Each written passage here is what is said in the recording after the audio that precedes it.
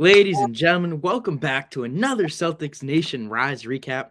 Tonight, your Celtics win by a dominating fashion, beating the Pelicans 144 to 118, and they just missed that 3-point record threshold, and they're so close lately. I mean, it's insane. And Dave, what was that stat that you gave me right before we came on? So, four teams in NBA history have hit 29 three-pointers in a single game. The Milwaukee Bucks did it in 2020. The Grizzlies did it, I think, earlier this week in a loss. And the Celtics have done it two times now, tonight and then opening night 2024 against the New York Knicks. Mhm. Well, yeah, I mean, there you go. And I will say though, when you're the Celtics and you're shooting as many threes as you do, I'd hope we get up there a couple times, So, but still impressive nonetheless. And it just speaks volumes on how well this team shoots, but how together they are and how they create shots for each other and move up also well. But tonight's game, I mean, honestly, I'm very happy with the result. Obviously, we came into this game expecting a W. We wanted to come away with this win and lock up that 2 seed. I mean, this Pelicans team is riddled with injuries once again, and they're just not really finding their stride. And we were supposed to get this win, but to me, I thought a lot of guys tonight were able to kind of get a playing time, find a little rhythm. Garza 10 points, Vucevic finding his stride and 14 points, and then Sam Hauser with 8 3-point shots tonight.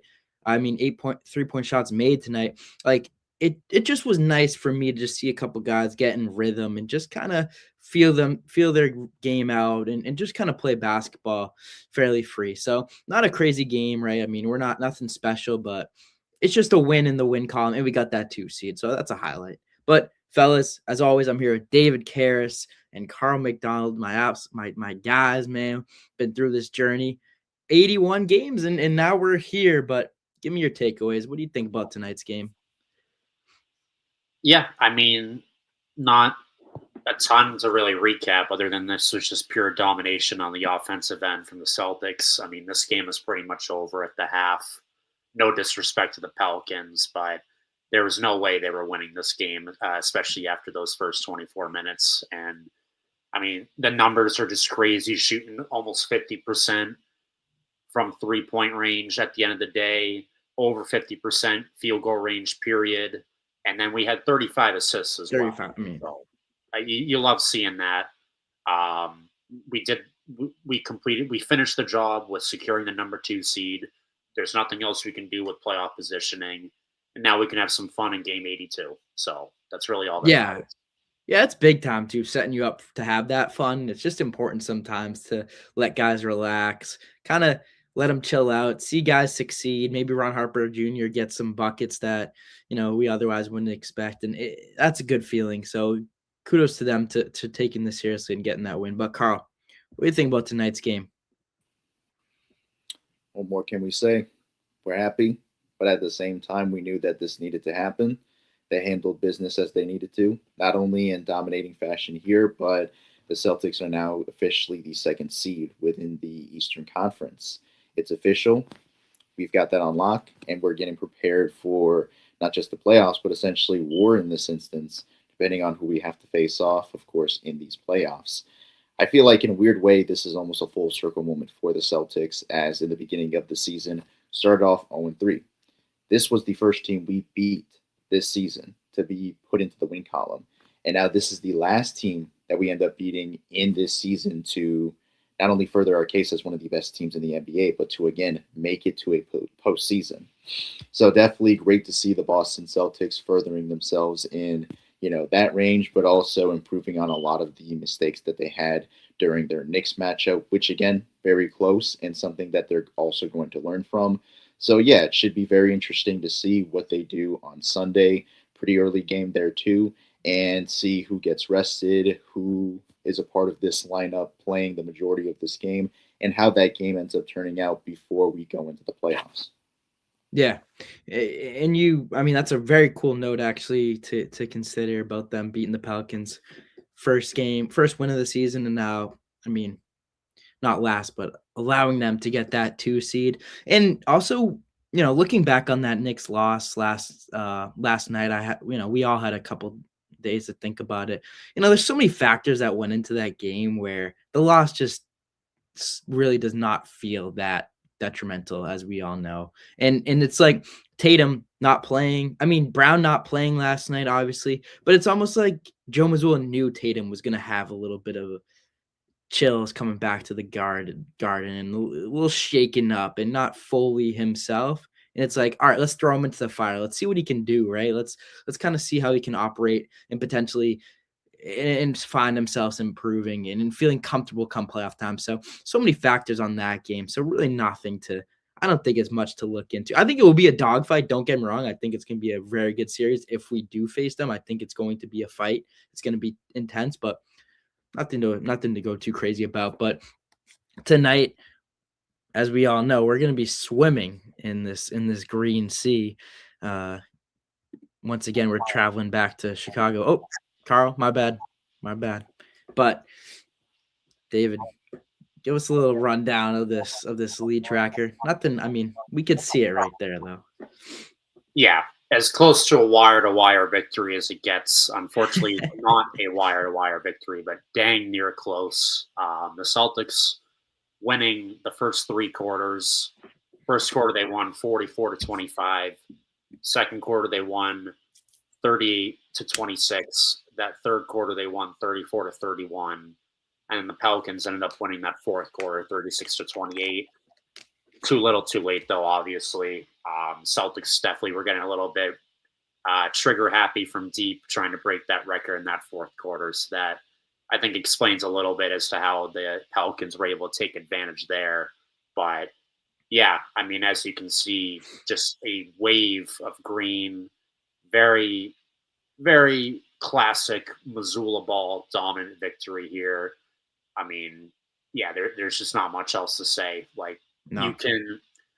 You can ask Excel, you can ask ChatGPT to come up with just so many different, images to display the Celtics dominance, and all of them are going to display Celtics dominance and just a small portion of the Pelicans happening to be here as part of this game. So this is just one of those images here that shows just how dominant Boston was tonight. And yeah, hanging 144 points in an NBA team is not something to frown upon either. So really, really big credit to the Celtics for getting that done, especially on a back-to-back as well. I mean, we talked about it a little bit earlier too, but doing all this on a back-to-back, I know, Brown played today and Tatum didn't, yada, yada, yada. But to have a lead, to have as big of a lead of 41 on the second night of a back-to-back, I had to do it. That's really impressive. Yeah, that is really impressive. And yeah, unfortunately, man, they didn't play Ron in the fourth. I don't know if you're on last night, and it just breaks my heart to say. I just feel like, hopefully Ron gets minutes. I mean, he will 100% in this next game. Like, he'll start. They'll get minutes. They'll find a way to implement him and get him in their rotation. But I don't know. Come playoff time, we're going to talk about the podcast more so, but I definitely think we have seen kind of where Joe Mazzulla's head's at with this rotation. Granted, Xavier Tillman last season found 2 years ago found valuable minutes on the court, and we didn't really think he was going to get those minutes in playoffs, but he stood up and he hit some big time shots to really help propel the Celtics to a championship. So I wouldn't count Ron Harper Jr. out, but as it pains me to say it, his minutes might be limited come playoffs. But I mean, if anything you take away from tonight, it's just the Celtics were able to see shots go through the hoop. And I think sometimes that's an underrated thing. Like, it's just nice to get those 35 assists as we see to our right and shoot at a high percentage and just see the ball go through the hoop. I think, like I said, again, guys like Sam Hauser benefited from that. Guys like Vucevic benefit from that, just finding rhythm and just finding flow within the offense and really hitting their stride when it matters the most in coming up to playoffs. So that's super, super important. But I'm going to quickly go into the Pelican stats. And, as you can see by the score, there's not much to see here. But let's see. Michael Peavy, 2 points. Derek Queen, 25. Derek Queen's a cool player to watch. I've always enjoyed him. Always thought he's fun. He's got great pace. Kevin Looney, 0 points tonight. Jordan Poole, 11. Jeremiah Fierce, 26 points. And I like Jeremiah Fierce. He's sneaky explosive. He's creative. He can create his own shot. He can play make. So he's a good player. And I didn't know this. Fun fact. I didn't know it, but his brother obviously is on Michigan State, right? But his brother's actually younger. I mean, older than him. But because his brother faced a couple injuries here and there, he had to stay back and play a little more in the college realm. But obviously, he'll be attending the draft this year and being a high lottery pick. So that's really cool, as always, to see brothers enter the league together. Hunter Dickinson, only 2 points. Josh Aduro, 12. Trey Alexander, 10. Jordan Hawkins, 20. And DeAndre Jordan did not play tonight, but great veteran guy. We always got to give props. He's got some great highlight videos out there, great highlight dunks. But anyways, that's really a wrap for the Pelican stats. This roster is really just, I mean, it's just a smorgasbord of players. It's not a whole lot of semblance of uniformity and direction right now. So, let's hope these guys can find their path. But anyways, I think Scal said on the broadcast too, he's like, it'd be the worst team in the league if it wasn't for all these other teams taking, which is kind of funny. But Carl, if you don't mind taking away the Celtic stats for tonight. Absolutely, and thank you, Andrew. Of course, we have Hot Hand Hauser himself, Sam Hauser, giving you 24 points, 6 rebounds, 4 assists on over 60% in shooting. Of course, main concern throughout the season was his 3-point shooting, but when he gets it going, and it showed here tonight. Another 21 points and 10 assists, so double-double from Peyton Pritchard on 50% in shooting. Also very productive from him tonight. Another 14 points from Vucevic, along with 4 rebounds, 5 assists, and over 70% in shooting. The main question, of course, as he's coming in, especially from the injury that he had sustained, is can he be reliable and helpful to the Boston Celtics' success? And I feel like this is definitely a great step into that conversation, just a great step overall into his overall production. You get another 14 points from Luka Garza, 6 rebounds, and on 46% in shooting. Then you get another 10 points on 57% in shooting from Hugo Gonzalez. Another kid, again, love to see him play, not just because of the production that he had tonight, but of course just always having that energy and always having that will to always play on the court. Then you have a near double-double of 7 points and 10 rebounds from Keita, 100% in field goal percentile. And as David mentioned too, actually, before we started this, not only his first 3 in this game, but overall within his career, which I did not know. So definitely a insane fun fact from David right there. And we alluded to it because we posted that video saying it was, I don't know if you saw it, it was in warmups and Keita hit a corner 3. And Griffin's I saw that. Is Keita going to hit a 3 soon? And he did. So that's exciting. He must have saw it. He's like, I got to prove this. I got to do it. I got to do it. Now, we need more Keita 3s. I would love to see more Keita 3s coming in the future. Mm-hmm. Speaking of 3s, another 23 points and 3 rebounds on 62% in shooting from Jaylen Brown. Definitely, great to see him playing, but at the same time, thought they would have rested him this game. Maybe they put him in for the most part just so that they could ensure that the number 2 seed was locked in. But, all in all, there's that. Another 6 points on 50% in shooting from Jordan Walsh. Another 9 points on 50% in shooting from Baylor Shireman. Ron Harper Jr., and I'm sorry, Ron Harper Jr. fan, I know that he was put in late in the game. 7 points on 43% in shooting. Still very much productive. Got an assist and a steal too as well. So definitely giving credit where credit is due with this team, as they were pretty successful, very successful in fact. And of course, hitting 29 out of their 59 threes, almost breaking an NBA record.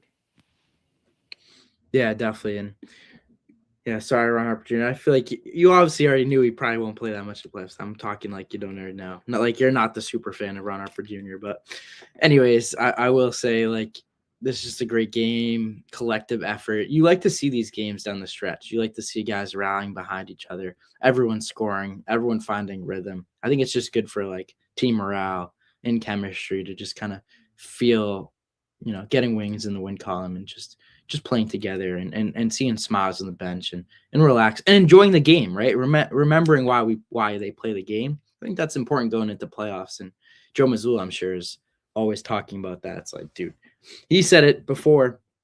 He's like, it's really no pressure, right? It's the same game. It's just a little more physically intense, but it's still, when it comes down to it, a basketball game. So that's something interesting to keep in check. And it's something that Joe Mazzulla is so good at. He's so good at setting intentions for guys, which is why I think he should be coach of the year. But that's besides the point. But now, unfortunately, we didn't get a chance to do it last night against the Knicks, but we are back. CNR MVP voting. I feel like this one could be kind of a toss-up. I'm not really sure where either of you guys are going to go. And to be honest, I might use you guys as a little. You guys might be my you might give a case for these guys, to be honest, because I'm kind of lost. But David, do you have your answer? I sure do. So, the story of tonight's game was 3-pointers for the Celtics. Obviously, they hit 29, as we talked about. So, basing my CNR MVP strictly off of that, I'm going to Sam Hauser as the CNR MVP tonight.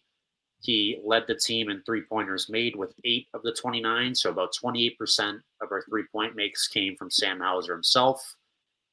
He shot 8 for 13 from the field, 8 for 12, so 75% from deep. And he gave us 28 quality minutes, scoring 24 points, 6 rebounds, and 4 assists. So he did a little bit of everything, and he did what he's most known for, is just, be a 3-point specialist. So tonight, my vote is going to Sam Hauser for all those reasons.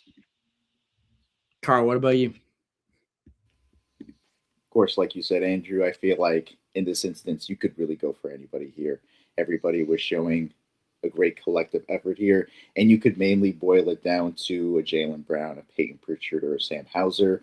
But I'm going to second what David said. Sam Hauser deserves tonight's CNR MVP. Like he mentioned before, the 3-ball just going in and just him doing exactly what he was made for to do, and that is just shooting as many threes as possible and making as many as possible. 8 threes in this game. All of those points that he had came from those 8 threes. He essentially set the tone when Jaylen Brown, although was playing really well too in that first quarter, wasn't, really playing as much to, again, get that necessary rest for him, again, going into the playoffs. So seeing Sam Hauser leading this team in the way that he did on the offensive end, especially when it came to threes, was absolutely fantastic. And this comes at a time where a lot of people are still doubting Sam Hauser and his ability to really help out this team.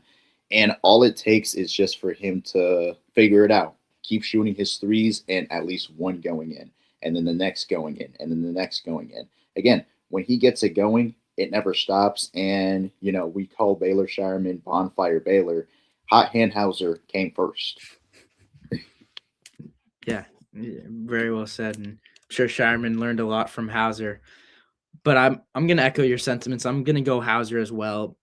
Hitting 8 3-points made, it's just, that's impressive. That's something that is very hard to do in the NBA. And Sam Hauser has really found a way to do that, not consistently, but always, periodically finding a way to do that. And he's definitely amongst great company in the 3-point shot making category. But I will say it's also just good to see Hauser hitting 3-point shots towards the end of the season, as we're winding down, as we're getting closer to playoffs, because we need him to hit those 3-point shots. We need him to be consistent from behind the arc. And tonight, his ability to hit those shots, that's important for me to see. It's important for him to see those shots go through and understand that he's going to hit them come playoff time. He knows that he's capable, but it's always nice to see them swish to the nylon. So kudos to Sam Hauser, and he's definitely has my MVP vote. So that's all. Ladies and gentlemen, Sam Hauser is your CNR MVP. Sam Hauser, CNR MVP tonight. That is his second CNR MVP award. So he's in company with, he's tied with Garza, Simons, and Walsh, who all sit at number 2. crazy. Shireman only has 1, which is kind of insane, right? I feel like the way we talk about him all the time, he'd have more. Only we won that game last night. Yeah, he would have Yeah. definitely got it I last know night. he would have got that. We might have had to like give him 3 or 4. I don't even know. But yeah, Brown first place with 18, Pritchard second place with 9, White with third with 6, Keita fourth with 5, Gonzalez, Tatum, Garza, Gonzalez and Tatum tied for 6, Garza, Simons, Walsh all tied for 7th, and then Anheuser, and then Vucevic, Shireman, Minot all tied for last. So, I mean, I like it. Everyone's getting these MVPs, right? It's a long season, and we're all getting MVPs, so that's good to see. What was I gonna say? I don't even know. So we'll I got something continue. to say here. Yeah, go for it. I got a message for Griffin. I know he's going to be watching this. I know he's doing a fantastic job right now at the Sea Dogs, which shout out to the Sea Dogs. I think they got another win tonight. Go give him a visit over there too. Right. Go see it. It's great. 100%. Make the trek down to Hadlock Field wherever you are. But the Celtics after the game on Sunday are going to be spending the next week after reviewing film as to what they can do better from the regular season facing off against their opponent. And I want Griffin to review this film right here of the CNR MVP voting process. That is how you administer a clear, safe, and fair voting process for CNR MVP. You don't press the red button just to end the stream, declare your guy that you want to be the winner. That's how you do it right here. This is a fair voting process. All 3 of us agreed unanimously. If we didn't agree, I'd still be saying the same. But there was no, corruption or collusion behind the scenes. So, Griffin, review this film right here. Learn from it come playoff time. Little call to action right there from David, and Griffin, I'm sure you'll be receptive. So, Griffin, that's your chance, and we're all gonna get a little film in our system, but we're gonna keep this democratic right here. This is a family. We all gotta say, right? We all gotta say over here. So, democracy. Carl, do you have any? Or I guess we'll go to final thoughts. I feel like David, you kind of did wrap it up, but final thoughts just from this game, or kind of where's your head at 81 games? Yeah, I mean, I guess quickly, I'll pose a question to you guys. Did you wish the Celtics went for the record at the end there, or do you understand the sportsmanship of just dribbling out the clock?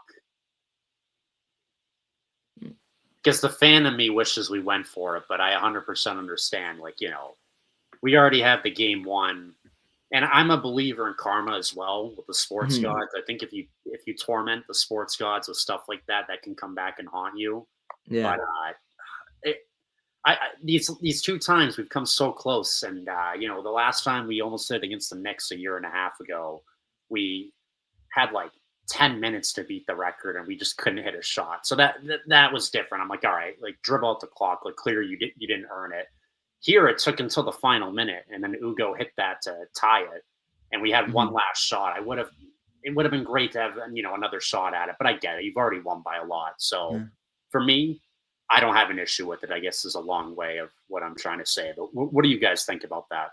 Yeah, no, I think that's the right. I mean, there's 2 ways to go about it. I think obviously the fan of me is like, cool, let's get a record. Let's be in the record books. This is a great team. I think to have them kind of ingrained. I mean, we're going to win a championship, but to have them ingrained in the record books right now and just remember this team in some capacity, I think we're always going to remember this team, but for them to have hit that mark would have been really, really cool.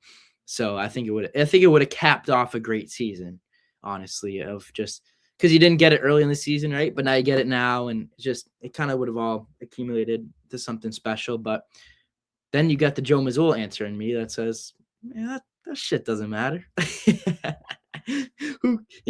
We're focused on winning basketball games. We're not focused on breaking records. And I'm sure Joe Mazzulla is going to be asked about that in the press conference today. I can almost guarantee there's going to be a very similar answer to what I just said. Yeah, pretty much. Yeah, if the record was broken, if we got that record, great. But at the same time, I was hoping that they wouldn't go for that record because we're still playing a game and anything can happen in the sports bet. Just anything can happen in sports, especially when it comes to the NBA. It was very easy for them to lose that lead, and we saw that in the fourth quarter. The Pelicans won that. Yeah, sure, we would end up winning that matchup and doing so in a very convincing way. But what does that say about us, really trying to go after a record that's kind of meaningless, especially when the Pelicans have nothing to fight for. We have everything to fight for. The second seed out of the Eastern Conference and preparing for, again, another push into the playoffs. So definitely would have been great to have that record then, when we were going up against the Knicks on ring night and, of course, tonight. But at the same time, nah, it's okay. Yeah, it's like kicking someone when they're down. Right. Yeah. But I will say though, I think going for it. This is what also I was thinking it on an even farther level. There are times when teams will go for that last bucket or kind of go for breaking a record, and the Chris Pauls of the world, the basketball purists will get really, really mad, go up to you, start getting a little physical, maybe in the line, a little punch here and there, a little push.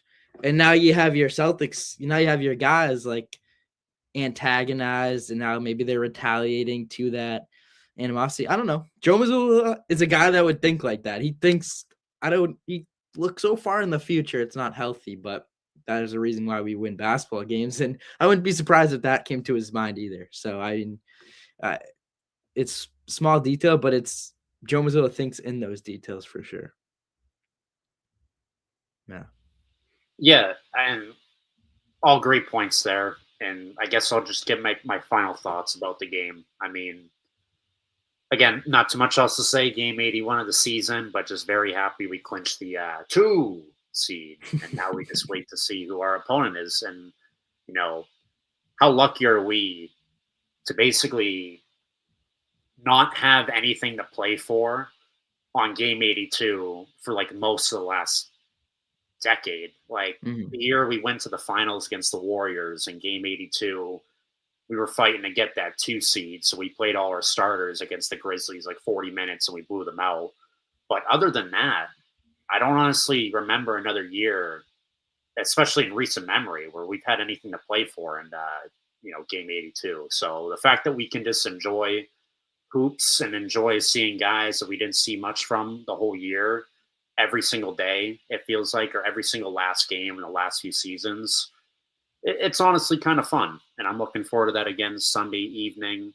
And another stat that was thrown out on the broadcast is that the Celtics are the 4th team, I believe, in NBA history to start the season 0-3 and end the regular season with 55 or more wins. So this team just deserves kudos for that as well. So, resilience. I'll never, I may have not had a ton to say tonight, but that's just because of how dominant this victory was. And let's just hope we can put the cherry on top of this regular season and ride into the playoffs with a ton of momentum. With another win against I agree. Playoff opponent. Yeah, definitely. I mean, there's not much to say, right? Look at the score. I mean, that says enough. But Carl, what do you got? Final thoughts, kind of your reflection of where we're at in the season. I mean, I think we'll get more of a deeper reflection on that 82 game recap, but where's your head at right now? I'm just very happy. Not because we won this, but this was a season where we weren't even supposed to be at this point. I keep saying this almost every time we talk about it. We were never supposed to be here. We were never supposed to be the 2nd seed, let alone having a guaranteed spot within the playoffs. I thought we were going to end this season in the play-in, the very least with the 6th seed. I knew we would find ourselves in the postseason, but we would have to grind even harder than we did here. And not to say we didn't, but I feel like it was going to be harder and more difficult to the point where it probably wasn't going to happen. Seeing what the Boston Celtics have accomplished throughout this season has again made me an even bigger fan of theirs. Again, this is probably outside of the dominating team that we had 2 seasons ago. my favorite version of the Boston Celtics, playing for something meaningful, playing, until, the wheels fall off, playing as if it's going to be their last, playing with more than just grit, more than just with something to prove, playing, more than just being the underdogs, just being inspirational and always giving us a reason to believe in them. We're bringing in these guys who were not supposed to be a part of the success. We're just supposed to be developmental pieces that were supposed to help us out in the next season or in the next 2 seasons, 3 seasons, but they're helping us out in great ways right now. Jaylen Brown further proved himself to be a great number 1 option. Jason Tatum got in the faces of the naysayers and proved that he can come back and still be productive for this team. Joe Mazzulla, with everything that was handed to him, not even handed to him, thrown at him, he turned into something very special here. Mm-hmm. And that, of course, the Boston Celtics' success starts with him and with what Brad Stevens has done in assembling this team. This is a team that I was accepting the fact that they weren't going to win an NBA championship because of what they lost and what they, in a sense, gained. And I say gained like this because that's how we felt, back then. Now I'm fully confident that this team can get themselves out of this conference and win number 19 this year. Mm-hmm. Yeah. And through what you just said right there, I think one thing that stands out to me is just adversity. Like, this team has definitely been through a lot, but because of that, they are very strong. They have a strong mental fortitude going into these playoffs, and I think that's going to lend themselves to a very successful run and give them the opportunity to compete come playoff time and potentially for a championship later this summer. But yeah, I mean, what a privilege to be covering the Celtics this season and witness what they have done. I mean, I think this is going down as one of my favorite Celtic seasons of all time, just because of what was expected versus the outcome. And I think that is just amazing when you don't really know what to expect and you are delivered something of success and just something that was really enjoyable to watch transpire. So it's not over yet. We still have one more game in another recap. So thank you again so much for watching another Celtics Nation Rise recap. Make sure to subscribe on all platforms. We have a podcast out right now, episode 95, discussing if the Jays are really the best duo, which we all know they are. So thank you so much for watching, and tune in to the last recap of the season, Game 82. Peace. Later. See you.